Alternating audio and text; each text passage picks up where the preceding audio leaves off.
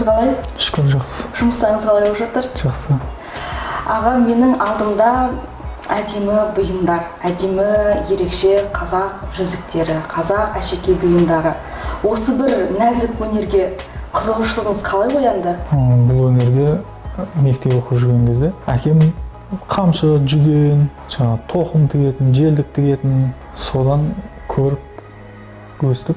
Сол кісімен бірге бір шетіне жармасып, не істеп жатса да барып өсе келе көмектесетін болдық. Bir шетін ұстап тұрасың, тартып тұрасың, әйтеуір бір шегесін ұрып жібересің.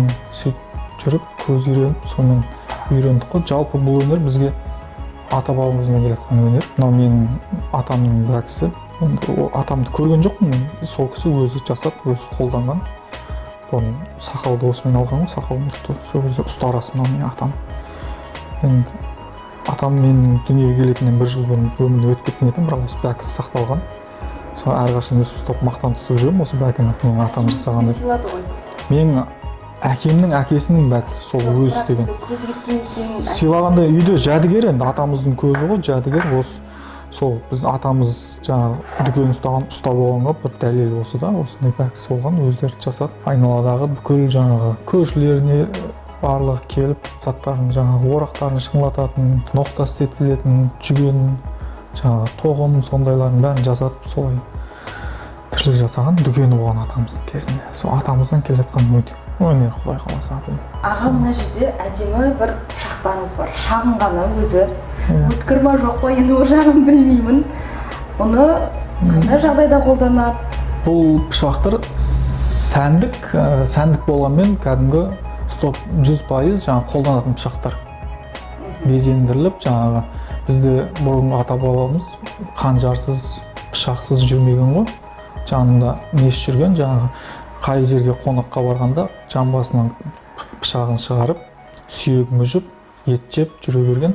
Сол мынау бір жағынан сыйға тартуға арналған пышақтар. Бұлар сыртында қындары болады, кәдімгі үлкен жаңағы қонақтарға, кісілерге сыйға тартады. Бұны сыйға тартып сувенир екен деп үйге қоймайды, жаңағы күнделікті қолдануға арналған пышақтар ғой. Бірақ осы безендіріп, әдемілеп, әрлеп жасалған. Бұл пышақтардың бағасы қанша? Бағалары әрқалай. Қаншадан басталады? Прямой біз өзіміз 15-20 мыңнан жасаймыз. 25-30 мыңға дейін. Оның шілей қатты қымбат қыла берсең, адам қалтасы көтермейді. Менікі принцип былай менде.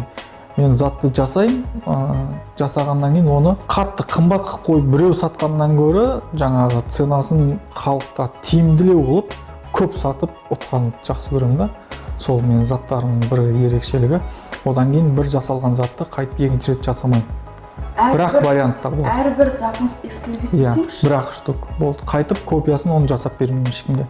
Өйткені біреу қолданып жүрсе, мысалы мына жүзікті біреу менде ғана бар, осындай үлкен Түркістан туралы жүзік деп тағып жүретін болса, мен осыны тағы біреуге жасап берсем, уже ана адам не қылып қалуы мүмкін, мынада да бар екен ғой деп қалуы мүмкін. Сол үшін мен бір жасаған жұмысты қайталап ешқашан жасамаймын. Осы бір жүзікке менің де көзім түсіп отқан еді. Бұның көлемі, мен енді ойладым, саға кезінде қазақтың қыз-келіншектері жаңда үлкен жүзіктерді таққан. Қолдары, саусақтары енді ұзын болған.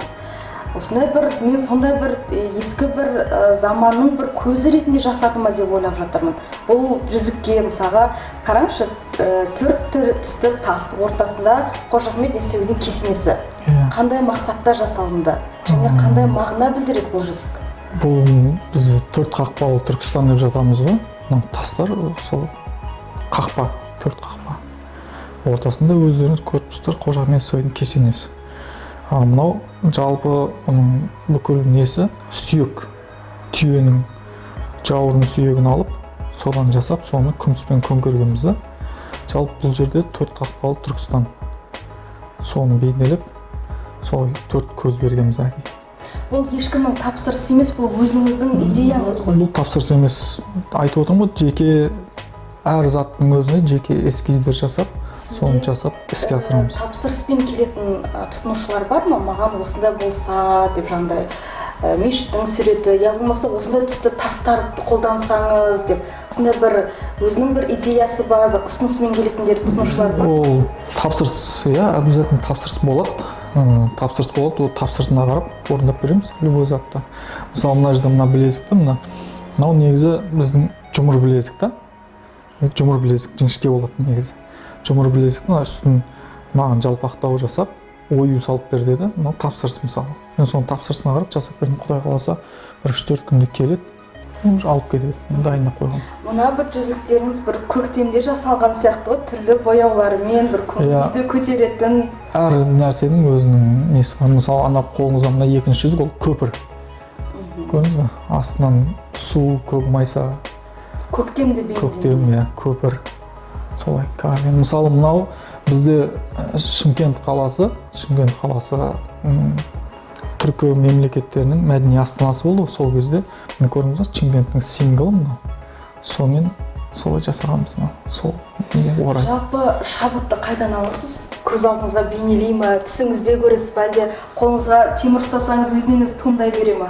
Жоқ, жаңағы түсімде көремін дегендер енді ол қиялы әңгімелер деп ойлаймын. Шабыт деген өзі бір қолға қағаз қалам алып, өзі талпыныс болады жұмысқа деген. Сол кезде отырып бір сызып түртсең, уже жұмыс болады. Мен көбінесе эскиз сызып мыжымаймын. Жеңіл-желпі жұмыстарды сразу материалды аламда, өзім ойымдағы нелермен кесіп, қырқып, бір-біріне жабыстырып, бірінші тас таңдап аламын. Мен тас таңдауға өте көп уақыт кетеді. Жаңағы бір тас тауып аламын да, соны зерттеймін. Қандай зат жасасам болады деп бірінші. Сол тасқа байланысты ары қарай уже мен жүзіктің көлемін, қандай объемда болады, размерін, соның бәрін шешіп аламын, содан бірден жұмысқа кірсем. Мына жүзіктерде тас бар, аға. Бірақ енді барлық жүзіктеріңіз ерекше ғой. Бірақ осы бір жүзіктерді қайдан алдыңыз, тау кездіңіз ба деп бір сұрағым келіп тұр. Өйткені түсі табиғи. Ол табиғи, менде жұмыстардың бәрі табиғи, натуральный тастар кәдімгі. Мына аметист деген тас та өзі. Айтып отырмын, тастың формасын бірінші тасты таңдап аламын. Сол тастың формасына қарап жүзік жасаймыз уже. Сол ана тағатын бауы бәрі бір-біріне сәйкес келу керек та. Мысалы, тас қисық болса, қалған жағында бауын да солай нестандартный деп жасаймыз сол. Мына жүзіктеріңіз, білмеймін, жастарға арнап істеген сияқтысыз. Махаббаттың символы жүрек бар, қазақша өнер бар. Енді жүзіктің бәрін 60-тан асқан кісілер ала бермейді ғой, жастар. Сосын жастарға арнап арзан, қолжетімді. Қазір кризис болып жатыр ғой, пандемия деп. Сонымен зат өтпейді, ешкімде ақша жоқ.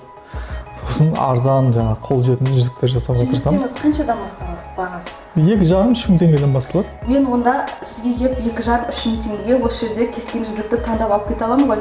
Көлеміне қарап. Жүзіктің, Мысалы бұл көлемі болған сайын бағасы да артады ғой, мына жүзіктер қымбат жүреді бұлар. Бұл туындылар бұлар. Бұларға көп уақыт кетеді. 1 апта, 2 апта уақыт кетеді жасауға. Сложностьқа байланысты ғой, қиындығына байланысты жұмыстың. Ал жаңа 2-3 мыңдық ол күнделікті нарықтық қой, жаңа күнде тез-тез өтуге арналған да ол. Ал туындылар ол анда-санда бір өтеді, бірақ туындыны үлкен жасап қоямыз да. Ол көрмелерге, нелерге, шетелге барған кезде осы жұмыстарды алып барып Қазақстанды танытуға арналған жұмыстар көп. Тұтынушыларға қалай өзіңіздің туындыларыңызды ұсынасыз? Сізді қалай тауып алады? Осындай бір қазақша әдемі әшекей бұйымдарын алғысы келген. Бізде қазір интернет жақсы дамып келе жатыр ғой, әлеуметтік желі арқылы. Сосын осы жұмыспен айналысып келе жатқаныма мен бір 17-18 жылдай болды. Халық таниды, ел таниды, сол бір-біріне хабарласып. Сосын алған адам ол міндетті түрде менің жаңағы байланыс телефондарымды алады. Сол адамдар бір-бірінен уже информация алмасу арқылы келеді ғой. Мен мына кісіде жүзігіңізді алған екен, сол кісіден нөміріңізді алып хабарласып тұрмын деп звондайды өздері. Солай ғой. Енді бір адамға жақсылап, мысалы, тапсырысын орындап беріп, ол адам көңілінен шықсаң, ол бәр жерде мақтап айтып жүреді, соған қарай уже тапсырыс бола береді.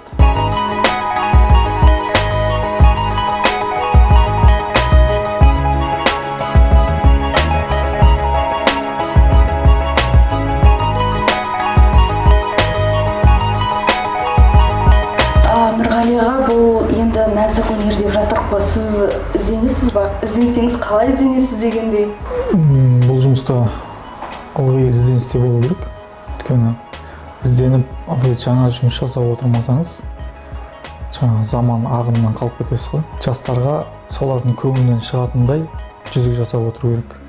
әшекей бұйымдар жасап отыру керек. Мысалы бұрын ата бабамыз табылған материалмен, жаңағы тиындармен жасап берсе, қазір соны қазіргі заман талабына сай жаңа материалдармен, жаңа жұмыстар, жаңа дизайндармен жасап отыру керек. Сол кезде ғана адам тартымды, адам бір көрген кезде вау деп жаңағы қызығып тартып тұратындай жұмыс жасау керек қой. Сіздің туындыларыңызда қазақтың иісі шығып тұр. Осы бір туындыларға қарасам, жаңағындай жастарға сай деп айтқанның өзінде де бір қазақи боямасын жоғалтпаған. Енді заманауи жұмыс қанша заманауи болғанмен қазақтың иісін шығарып тұру керек қой.